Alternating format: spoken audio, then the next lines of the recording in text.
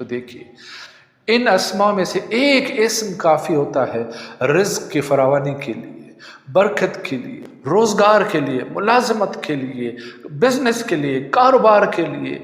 यानी एक इस्म अगर इंसान इसको दिल से इश्क से पढ़े तो फिर क्या ही बात है।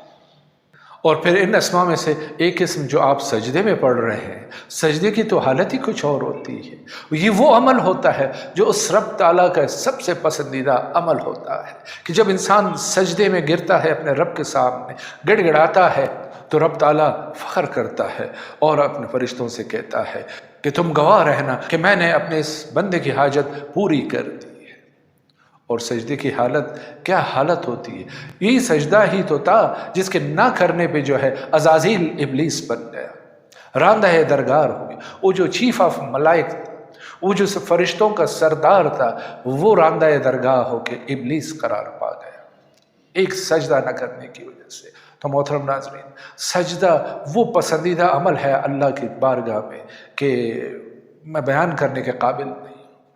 नमाज के सजदों के अलावा कभी आप ऐसे की कहीं पे भी हो, आप तन्हाई में हो, खलवत में हो, तो ऐसे ही एक दफ़ा सजदा कीजिए और कहिए सुभान रब्बियल आला व बिहम्दिही। दिल से, इश्क से सिर्फ सजदा कीजिए, कुछ मांगिए मत, कुछ तलब मत कीजिए, सिर्फ सजदा कीजिए कि बारी ताला तू सजदे के काबिल है, लेकिन मैं तेरे सजदे करने के भी काबिल नहीं हूँ। इसको करके देखिए, दिन में कभी एक आध मरतबा इसको ज़रूर कीजिए। इसके कुछ अपने ही रूहानी असरात होते हैं।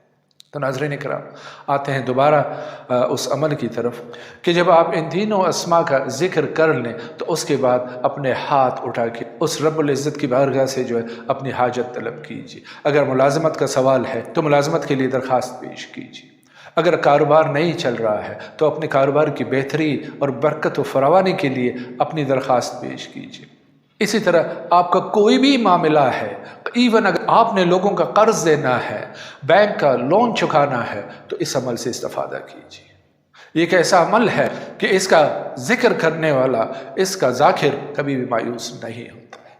वो अल्लाह के दरबार से जोली भर के ही वापस पलटता है। तो इस अमल को ज़रूर कीजिए, लाजमी कीजिए और कम अज़ कम 11 दिन तक ज़रूर कीजिए, क्योंकि हर अमल की बुनियाद जो है 7 दिन, 11 दिन, 14 दिन, जो भी असाज़ा किराम की तरफ से, बुजुर्गान दीन की तरफ से हमें मिलते हैं, तो उनमें कोई ना कोई राज छुपा हुआ होता है और वो बुनियाद होती है किसी भी काम के करने के लिए। तो अहबाब गिरामी, आज के लिए मेरे ख्याल में इतना ही काफ़ी है। तो इस नूरानी महफिल से हम आपकी खिदमत से रुखसत चाहेंगे, लेकिन जाते जाते आपसे गुजारिश है कि अगर अभी तक आपने चैनल को सब्सक्राइब नहीं किया है तो ये वीडियो अगर पसंद आई हो तो इसको लाइक कीजिए, चैनल को सब्सक्राइब कीजिए और बेल के आइकन को प्रेस कीजिए